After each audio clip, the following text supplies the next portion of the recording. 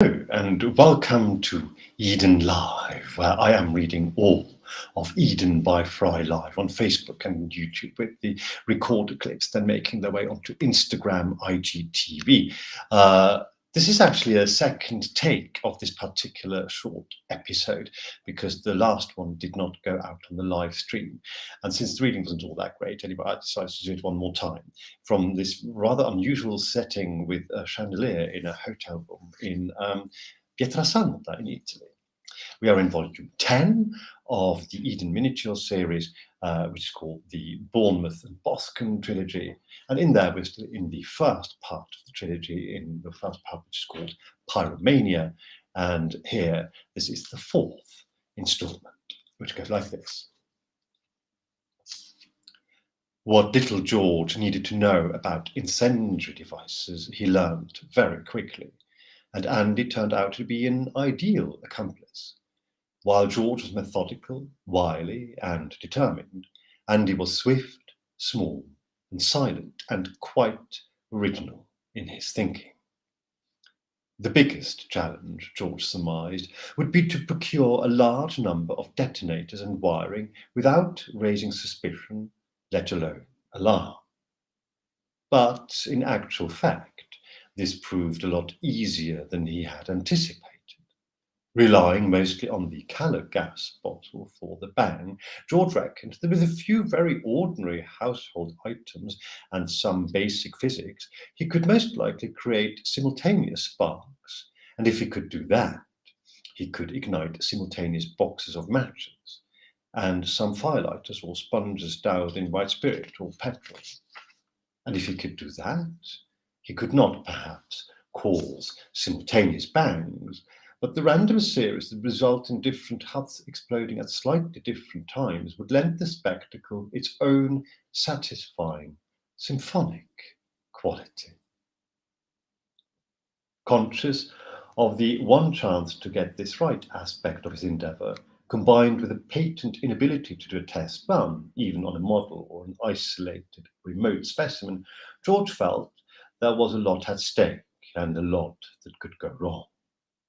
He confided this worry, such as it was, in passing to Andy. Andy was unperturbed. Yeah, you can run a test.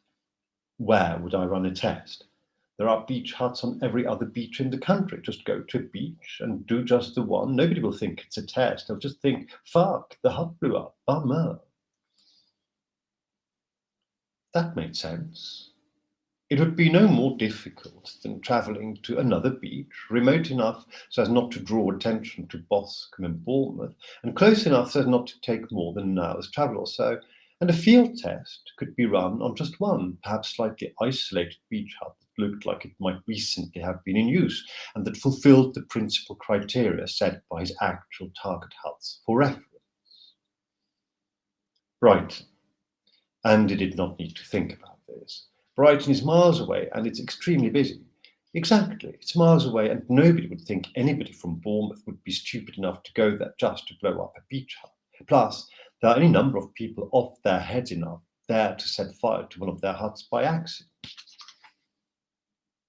The reasoning was flawless. It was risky, George thought, but on balance, and thinking about it a bit further, longer, and more thoroughly, not as risky, most likely, as going to a remote beach where two teenagers, one lanky and tall, the other tiny and cute, would be instantly memorable. In Brighton, nobody would bat an eyelid. All they had to do was go there, find the right hut, maybe somewhat to the end of the beach, and run their test without getting caught. It would be like a rehearsal. It would be indispensable, George suddenly realised. Of course, they had to do a test. Now the question was how to stay away overnight without raising eyebrows. We go and visit my Uncle Edward, Andy suggested. Great, where does he live? In London, of course. Of course. George told his dad, Andy his mother, they would spend a weekend in London with Uncle Edward. Uncle Edward was asked and readily agreed he was looking forward to seeing them. Once in London, they would simply go out, as you do of a Saturday night, and return very late or early next morning. Uncle Edward would not ask them where they had been, or if he did, he would do so in the way uncles do. All right, boys, have you had a good time last night? Yeah. Where did you go? Oh, we went out. Great. Help yourselves to juice in the fridge and whatever there is to eat. There wouldn't be much to eat in the fridge, and the juice would be something like acai berry or radiant beetroot, but no further questions would be asked. The thought that the boys might have taken a train down to Brighton would not occur to Uncle Edward.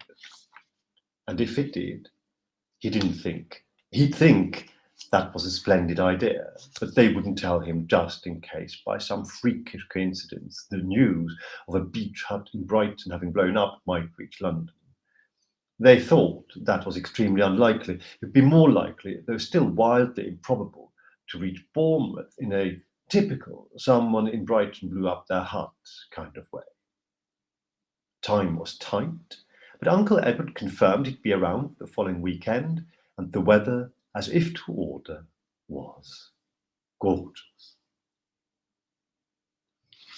And that is it for today's reading. I normally do this on a Monday and a Wednesday at 6 p.m. London time, a bit later today for various administrative organizational reasons.